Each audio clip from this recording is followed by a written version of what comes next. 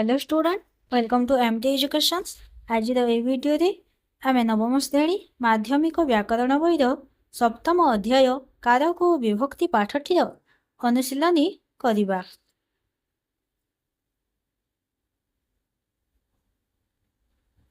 अनुशीलनी number 1। कारक काहाकू कहंती ताहा केते प्रकारर। कारक उत्तर लिखिबो वाक्य मध्यरे क्रियापद सहित अन्य पदमानंकर संपर्ककू कारक कहंती। कारक 6 प्रकारर यथा कर्ता कारक, कर्म कारक, करण कारक, संप्रदान कारक, उपादान कारक एवं अधिकरण कारक। नंबर 2। कर्म कारक और संप्रदान कारक मध्यरे कि प्रभेद अछि दृष्टांत सह दर्शाओ।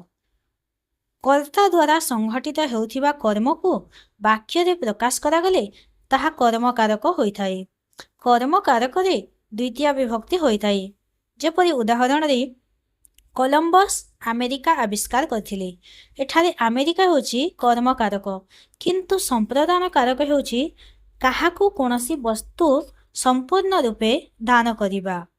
जेपरि उदाहरण रे आमे देखिबा ब्राह्मण को दक्षिणा दियो, एठारे ब्राह्मणटी दक्षिणार संपूर्ण अधिकारी, तो एही क्षेत्र में ब्राह्मण को हेबो संप्रदान कारक। किंतु जदि देखिबा धोबा को लुगा दियो, एठारे धोबा लुगार संपूर्ण अधिकारी नुहे, ए क्षेत्र में धोबा के हेबो कर्म कारक। कर्म कारक रे द्वितीय विभक्ति होतिबा बेले संप्रदान कारक रे चतुर्थ विभक्ति होइथाए। नंबर 3। संबंध पद काहाकू कहंती। उत्तर वाक्यर जो पदरे षष्ठी विभक्ति लगी थाए बा उह्य होई रही थाए ताहाकू संबंध पद कुहा जाए। क्रियापद सहित संबंध पदर किछि संबंध न थाए, थाए कोनोसी परिवर्ती कारक सहित। उदाहरण जेपरि भारतर राष्ट्रपति ओडिशा आसीथिले, ए वाक्यटी रे क्रियापद हेउछि आसीथिले एवं ता सहित भारतर पदटीर भारत पदटीर कोनोसी संबंध नाही। एही पदरे षष्ठी विभक्ति होइथिबारु एठारे भारतर पदटी होछि संबंध पद। नंबर 4। अधिकरण कारकटी केते प्रकार उदाहरण सहित आलोचना करो। अधिकरण कारकटी 2 प्रकार, यथाक्रमे स्थानाधिकरण कारक एवं कालाधिकरण कारक। तो स्थानाधिकरण कारकर उदाहरण हैला गछरे फूल फुटिछि एवं कालाधिकरण कारकर उदाहरणटी हैला वर्षा ऋतुरे बेंगदड़ी शुभे। नंबर 5। विभिन्न अर्थरे उपादान कारकर व्यवहार देखाओ। उपादान कारकर व्यवहार आमे विभिन्न अर्थरे देखाइबा। जेपरि उत्पत्ति अर्थरे क्षीररु छेना तैयारी हुए। नंबर 2। मुक्ति अर्थरे बंदीटी कारागाररु मुक्त हैला। नंबर 3। रक्षा अर्थरे से मते विपदरु रक्षा कले। नंबर 6। निम्नलिखित वाक्य रे रेखांकित पादमानंकर कारक निर्देश कर। एठारे जोंथिरे रेखा स्थूलाक्षर रे निम्नलिखित वाक्य रे स्थूलाक्षर विशिष्ट पदमानंकर कारक निर्देश कर। एटारे देख एही वाक्य गुड़िकरे केतेटा अक्षरटी स्थूल अक्षर लिखाइछि, जेपरि कर बालके, दरिद्र मानकू, लोभरू, लंगलरे, दरजीकू, मूलरू, पानी रे, जामुकोली, क्षीररू, ए सबुथिरे आमे कारकटी निर्देश करिबा। बालके, बालके मोर बोल कर, एठारे बालकेटा होछि कर्ता कारक। दरिद्र मानकू अर्थदान कले राजा, अर्थदान करिसंती, एटा होछि संप्रदान कारक। नंबर ग। लोभरू पापर जन्म होइथाए, एटा होछि उपादान कारक। नंबर घ। लोकटी लंगलरे चाष करुअछि, एटा हैला करण कारक। नंबर उ। रामबाबू दरजीकू कना देले, एटा हैला कर्म कारक। नंबर च। खजुरी गछ मूलरू पाहाच पाहाच, एटा होछि उपादान कारक। नंबर 6। माछ पानी रे खेलुछि, एटा होछि अधिकरण कारक। नंबर ज। वर्षा दिने जामुकोली पाचे, एटा होछि कर्ता कारक। नंबर 6 क्षीररु छेना हुए एटा होची अपादान कारक। नंबर 9 हरिबाबू गणितरे पटु एटा होची अधिकरण कारक। नंबर 7 निर्देश अनुसार उत्तर लेख।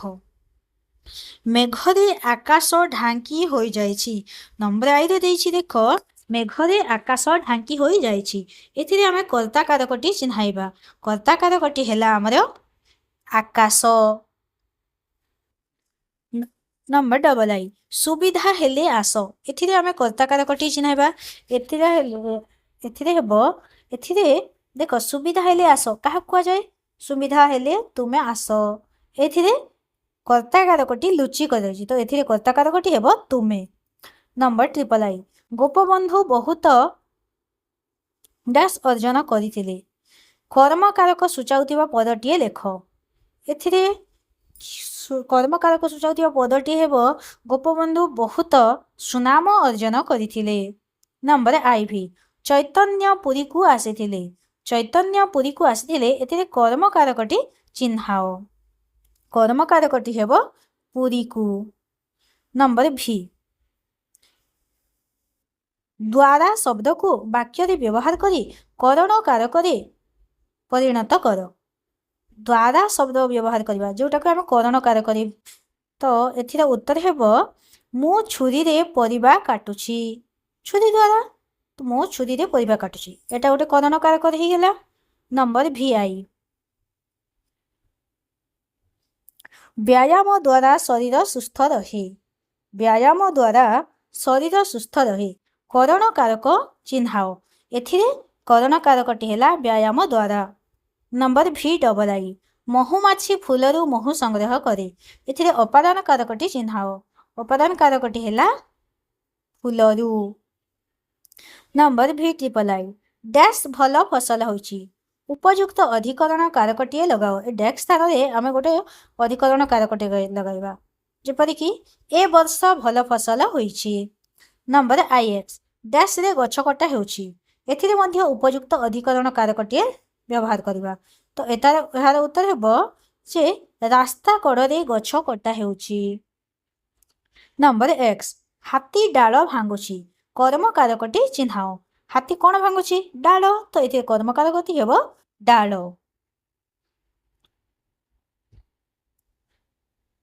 वर्तमान आमे विभक्तिर प्रश्न उत्तर गुड़िक आलोचना करिबा।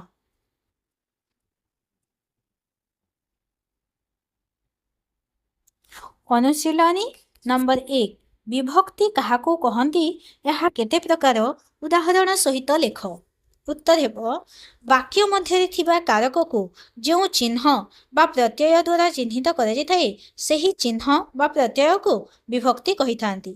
विभक्ति 7 प्रकारर यथा प्रथमा विभक्ति द्वितीय विभक्ति तृतीय विभक्ति चतुर्थी विभक्ति पंचमी विभक्ति षष्ठी विभक्ति एवं सप्तमी विभक्ति। सबथिर गोटे गोटे उदाहरण देबा। प्रथमा विभक्ति रे हेबो गाई माने घास चरुछंती। द्वितीय विभक्ति रे गणेश विद्यालय को जाउची।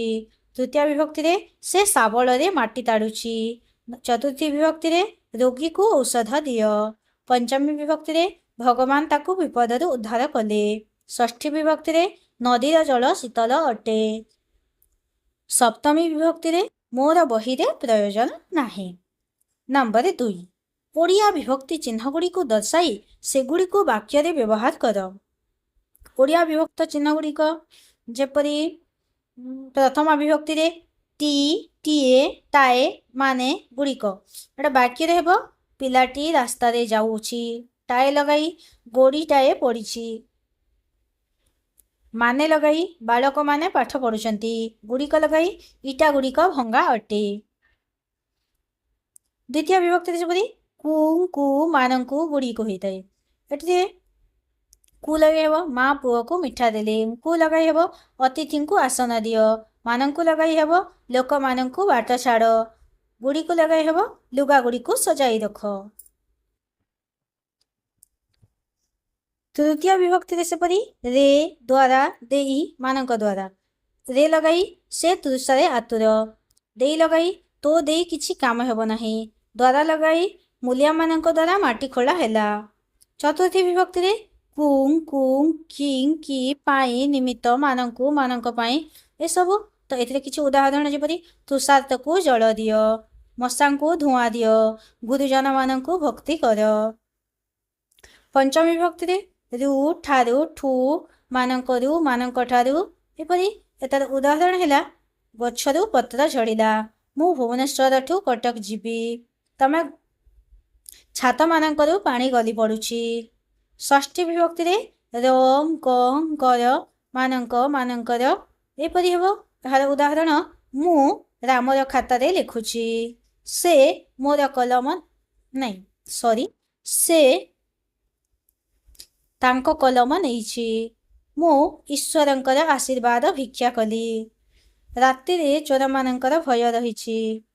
सप्तमी विभक्ति रे ठारे ठाई ठेई मानंकरे गुड़िकरे उदाहरणटी है नई रे माछ अछि मंदिर ठेई तोर कि काम पान गुड़िकरे चूना लगाई दियो। नंबर 3 द्वितीय विभक्ति और चतुर्थी विभक्ति मध्य थिबा पार्थक्य उदाहरण सहित दर्शाओ। उत्तर लिखिबो कर्म कारकरे द्वितीय विभक्ति होई थाए किंतु चतुर्थी विभक्तिटा संप्रदान कारकरे होई थाए। उदाहरण रे से नई को गाधोई गला एठारे नई को हेउछि कर्म कारक सेपरि दरिद्र को दान कर एठारे दरिद्र हेउछि संप्रदान कारक।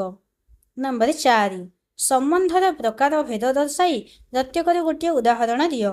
संबंध 6 प्रकारर यथा कर्तृ संबंध कर्म संबंध करण संबंध संप्रदान संबंध उपादान संबंध अधिकरण संबंध। एगुड़िकर उदाहरण है कर्तृ संबंधर पितामाता सेवा करने आम मानकर कर्तव्य अटे। कर्म संबंधर उदाहरण पुस्तकर अध्ययन फल ज्ञान वृद्धि घटे। करण संबंधर रामचंद्र शरर आघात रावण मला। संप्रदान संबंध कुकुरार रुटी ताकु दे दियो। उपादान संबंध उदाहरण गुरुंक उपदेश पालन कर। अधिकरण संबंध उदाहरण सकाळ भ्रमण स्वास्थ्य पाई हितकर। नंबर 5 स्थूलाक्षर विशिष्ट पदमानकर विभक्ति सकारण निर्णय कर। एथिरे एक तांको कपाळकु काहीरे बेगरे शीतरे बलठारु पुरे पुरे धीरे ये सब स्थूल अक्षर लिखा जाइछि। यार आमे विभक्ति टी कारण सहित निर्णय करबा। तांको तांकर हेलो एथिरे समार्थरे षष्ठी विभक्ति। कपाळकु कपाळकु अनुसारे अर्थरे द्वितीय विभक्ति। मूर्ख काहीरे बस हुए ना एठारे काहीरे हेबो अधिकरण कारक रे सप्तमी विभक्ति। आईभी हरिण बेगरे दौड़ी पारे एठारे बेगरे लागिबो क्रिया विशेषण रे तृतीय विभक्ति। नंबर भी बुढ़ाटी शीतरे थरुछि एठारे शीत तो शीतरे हेबो हेतु अर्थरे तृतीय विभक्ति। नंबर भी आई बलठारु बुद्धि बेसी दरकार बलठारु हेबो एठारे उत्कर्ष अर्थरे पंचमी विभक्ति। भी डबल आई पूरे पूरे उत्सव लगी रही पूरे पूरे एठारे हेबो विप्सा अर्थरे सप्तमी विभक्ति। भी ट्रिपल आईटी गाड़ीटी धीरे चलुची धीरे एठारे हेबो क्रिया विशेषण रे तृतीय। नंबर 6 वाक्य माध्यम रे उदाहरण दियो। आई संबोधन रे प्रथमा विभक्ति। संबोधन रे प्रथमा विभक्ति एठारे उदाहरण हैला पिला माने मो कथा को सुन। नंबर डबल आई धिक जोगे द्वितीय विभक्ति। उदाहरण हैला चोर को धिक। नंबर ट्रिपल आई मूल्य अर्थरे द्वितीय विभक्ति। उदाहरण हेबो चाउल किले को 20 टंका।